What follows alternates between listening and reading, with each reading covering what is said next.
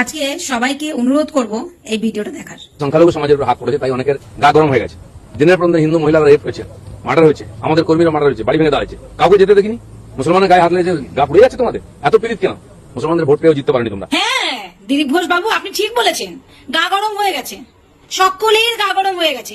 ওই জন্যই তো বারুইপুরে গিয়ে সারা দিন সারা রাত ধরে মানুষ এত আন্দোলন করছে আর বিচার চাইছে। একদম ঠিক বলেছেন। বিয়ে তো বুড়ো বয়সে করেছেন, কি করে ছেলে মেয়ের মর্মটা বুঝবেন? জানি না আপনার আগে বিয়ে হয়েছে কিনা আর কোনো সন্তান আছে কিনা। যদি থাকতো তাইলে হয়তো আজকে আপনি এরকম ধরনের কথা বলতে পারতেন না, আর আপনি পার্টি পলিটিক্স নিয়ে আসতেন না। আপনাদের মতো লোকেদের জন্যই আজকে কিন্তু ভারতবর্ষে কোথায় কি হচ্ছে তা আমার জানার দরকার নেই। পশ্চিমবাংলাটা অধঃপতনে যাচ্ছে আপনাদের মতো কিছু লোকের জন্যই। আজকে বলতে বাধ্য হলাম। আপনি হবেন হয়তো নেতা, বড় মানুষ, আমরা কিছুই না। আপনি মন করে যা খুশি তাই করতেই পারেন, তবুও আজকে আপনার এই কথার জন্য কথাটা বাধ্য হলাম বলতে। ঠিক আছে, বুড়ো বয়সে বিয়ে করেছেন, ছেলে মেয়ের মর্ম বুঝবেন না। কারো মায়ের কোল থেকে সেই সন্তান চলে গেলে, সে ছেলে হোক আর মেয়েই হোক, সেই মা বোঝে আর তার সেই ফ্যামিলি বোঝে যে কি যায়। আপনাদের দলে যে আছে রত্না ম্যাডাম, রত্না দেবনাথ, ওনাকে গিয়ে জিজ্ঞেস করবেন যে তার মেয়েটা তার কোল থেকে হারিয়ে গেছে, তার কতটা কষ্ট হয়েছে। আপনাদের দলেই তো আছে। জানি না এখন হয়তো দুঃখ কষ্ট সব মুছে গেছে, যার জন্য মেয়ের কথা লিখে লিখে পোস্ট করতে হয়, লিখে লিখে দেখে দেখে পোস্ট করে উনি। জানি না সেই দুঃখ ওনার আছে কিনা, আর যদি থাকতো হয়তো পলিটিক্স করতেও না। যাই হোক, আপনার এই কথাতে আমি হয়তো সম্মতি দিতে পারবো না, আপনাদের দলের লোক হয়তো, কিংবা আপনাকে যারা ভালোবাসে তারা হয়তো দিতে পারে, যারা অন্ধভক্ত। এই মেয়েটার কি দোষ ছিল? ও তো একটা ছোট্ট বাচ্চা, তাহলে ওর সাথে কেন এমন হলো? এর আগে যে ঘটনাগুলো ঘটেছে সবাই বলেছে ওর পোশাক খারাপ ছিল, ওর চলাফেরা খারাপ ছিল, সে রাত ফিরাতে বাইরে গেছে দেখেই নাকি তার সাথে এরকম হয়েছে। তাহলে এই বাচ্চাটার সাথে কেন এমন হলো? ওর তো মাত্র 13 বছর বয়স, ওর বন্ধুর জন্মদিনে গিফট নিয়ে যাচ্ছিল। তাহলে তাদের কি করে মনে হলো যে এইটুকুনি একটা বাচ্চার সাথে এরকম কিছু করা যায়? কিভাবে মনে হলো? আর কোথায় কোথায় গেলে মানে মেয়েরা সেফ থাকতে পারবে সেটা একটুখানি বলবে? আমাদের এই দেশে মেয়েরা কোনোভাবেই সেফ না।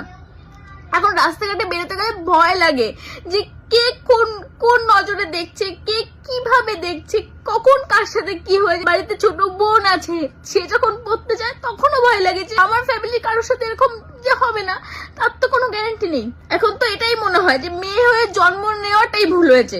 আজকে একটা ঘটনা না, আরো এরকম হাজার হাজার ঘটনা আছে যেখানে প্রত্যেকটা মেয়ে ছোট। আমি আরেকটা ঘটনাও শুনেছি, সেই মেয়েটার বয়স 13 বছর ছিল, আর তার সাথে 30 জন মিলে এরকম একটা বাজে কাজ করেছে। তাহলে সেই জায়গায় কি দোষ দেবে?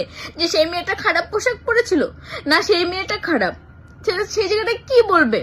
আর কবে মেয়েদের সেফটি আসবে সেটা একটুখানি বলতে পারবে? আমি শুনেছি বারুইপুরে যে ঘটনাটা ঘটেছে তার মধ্যে একজনকে পিটিয়ে মেরে ফেলেছে আর একজনকে পুলিশ ধরে নিয়ে গেছে।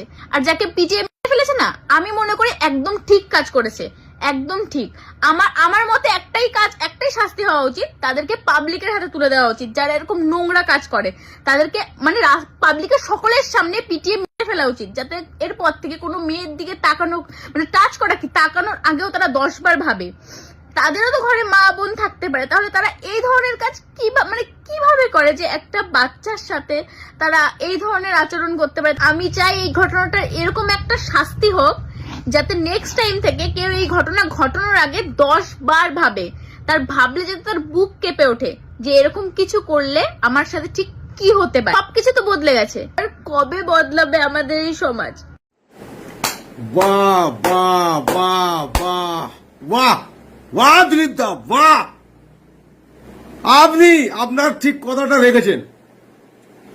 আপনি যে ক্লাসের মানুষ, আপনার কথা ঠিক ওই ক্লাসেরই বার হবে, এটা আমরা জানতাম। সেই জন্য আপনার কথাকে আমরা বেশি গুরুত্ব দিই না। আপনার ভাষা একদম নিম্ন শ্রেণীর ভাষা, মানে আপনার ভাষাকে কোনোদিন গ্রাহ্য করা যেতে পারে না। লজ্জা লাগে না? অভয়ের মাকে বিচার দিতে পারলেন না এখনো? লজ্জা লাগে না? অভয়ের মার সময় কত মুসলিম ছিল ওখানে, লজ্জা লাগে না আপনার? এই কথাগুলো বলছেন কিরম করে?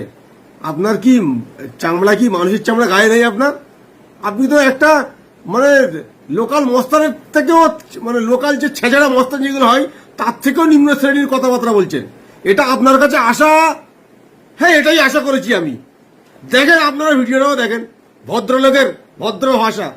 মুসলমানদের ভোট পেয়েও জিততে পারেনি তোমরা। এটা ঘটনা হয়ে গেছে, সংখ্যালঘু সমাজের উপর হাত পড়েছে, তাই অনেকের গা গরম হয়ে গেছে। দিনের পর দিন হিন্দু মহিলারা রেপ হয়েছে, মার্ডার হয়েছে, আমাদের কর্মীরা মার্ডার হয়েছে, বাড়ি ভেঙে দেওয়া হয়েছে, কাউকে যেতে দেখিনি। মুসলমানের গায়ে হাত লেগেছে, গা পুড়ে যাচ্ছে তোমাদের। এত পীড়িত কেন? মুসলমানদের ভোট পেয়েও জিততে পারেনি তোমরা। মানুষ ভোট দিয়ে আমার জিতিয়েছে, সরকার চলছে, মাননীয় মুখ্যমন্ত্রী যেটা বলেছেন সেটা করেছেন এবং তিনি নিজে দেখতে যাচ্ছেন। মমতা ব্যানার্জি, বুদ্ধদেব বাবু কটা লোকের বাড়িতে গেছিলেন? পীড়িতের বাড়িতে। বাগটুইতে 10 জনকে পুড়িয়ে হত্যা করেছে জ্যান্ত, তারা সব মুসলমান ছিল। তখন এই মুসলমানগুলো কোথায় ছিল? কেন রাস্তায় নামেনি? হাওড়ায় যে ছেলেটাকে ছাদ থেকে পিটিয়ে ফেলে দেওয়া হয়েছিল, মেরে দেওয়া হয়েছিল, কখন মুসলমানটা কত প্রতিবাদ করেছিল? টিএমসি হলে তোমার বাপ আর বিজেপি শতবাপ হয়ে। তার মানে সত্য কথা যে আপনারা বিচার দিতে পারবেন না, এটা আপনারা স্বীকার করলেন যে আপনারা বিচার দিতে পারবেন না, বিচার দেওয়ার ক্ষমতা নেই আপনাদের। এটার মানে হচ্ছে এটাই। আপনি যে হিন্দু মুসলিম যে অ্যাঙ্গেলটা দিয়ে দিলেন না, এর মানে হচ্ছে এটাই যে আপনি বিচার দেবেন না। সোজা কথা, মুসলিম মরেছে তো ঠিক আছে, কোন হরিদাস পাল লাগি? কোন হরিদাস পাল আমরা? আপনাকে কয়েকটা কথা বলছি স্যার। যখন রত্না কাকিমা ভোটে দাঁড়িয়েছিল, বিশেষ করে রত্না কাকিমার চোখের জল থেকে 70% মানুষ কিন্তু এগিয়ে গেছিল। একটা কথা বলি শুনুন, আপনি কিন্তু বলেছিলেন যে সকালে জমা নেব আর বিকেল বেলা খরচ করে দেবো। তাই এইরকম অপরাধীকে আর কত সহ্য করতে হবে দিনের পর দিন? এর একটা কঠোর থেকে কঠোরতম শাস্তির ব্যবস্থা করুন, নইলে দিন দিন এত যে হিংস্র পশুর আনাগোনা বেড়ে যাচ্ছে, এতে কিন্তু সমাজ দেশ আমাদের নষ্টের দিকে চলে যাচ্ছে। আপনার কাছে রিকোয়েস্ট করছি, সেটা আমাদের বাড়িরই মেয়ে। আর একটা কথা বলি, কিছু মানুষ আছে সোশ্যাল মিডিয়াতে এসে প্রচুর বলে, আমাকে ওটা ভালো লাগে না। যদি কোনো হিন্দু ধর্মের হোক বা মুসলিম ধর্মের হোক, যদি কোনো মানুষ অপরাধ করে তাহলে তার ধর্মকে তুলে কথা বলে, ধর্মকে কটাক্ষ করে কথা বলে। প্লিজ আপনাদের কাছে রিকোয়েস্ট, হাত ধরে রিকোয়েস্ট করছি, ধর্মকে কটাক্ষ করে কথা বলবেন না। মানে হিন্দু ধর্মের মানুষ যে এইরকম কাজ করে না, এটা কিন্তু কোনোদিন বলবেন না। কেননা এই কাজটা যে করেছে, এই অপরাধমূলক কাজটা আমাদের হিন্দু ধর্মের ছেলেই করেছে। আর মুসলিম ধর্মের মানুষ যে সাধু, সেটাও কিন্তু আমি বলবো না। দুই ধর্মে, পৃথিবীর প্রত্যেকটা ধর্মে কিন্তু ভালো মন্দ মানুষ রয়েছে। তাই আপনাদের কাছে রিকোয়েস্ট করছি, ধর্মকে কটাক্ষ করে কথা বলবেন না।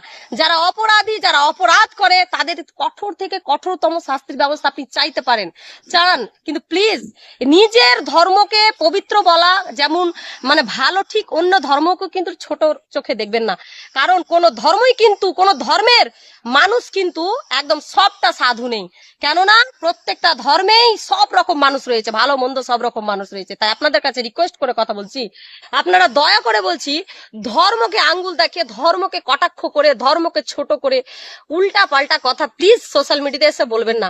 আমি মনে করি প্রত্যেকটা ধর্মে আমার হৃদয়ে স্থান, প্রত্যেকটা ধর্মই হচ্ছে প্রচন্ড পরিমাণে পবিত্র, পবিত্র থেকে পবিত্রতম।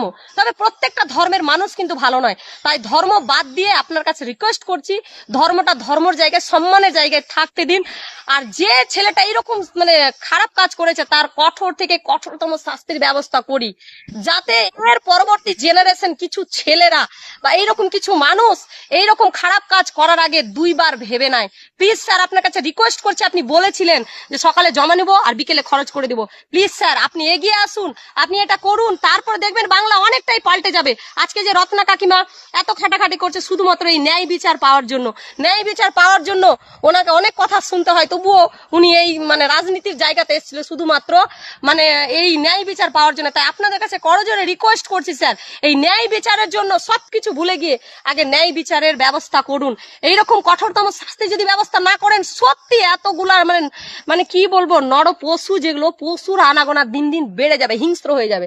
আপনার কাছে রিকোয়েস্ট করছি স্যার, আপনি এর ব্যবস্থা, কঠোর থেকে কঠোরতম শাস্তির ব্যবস্থা করুন।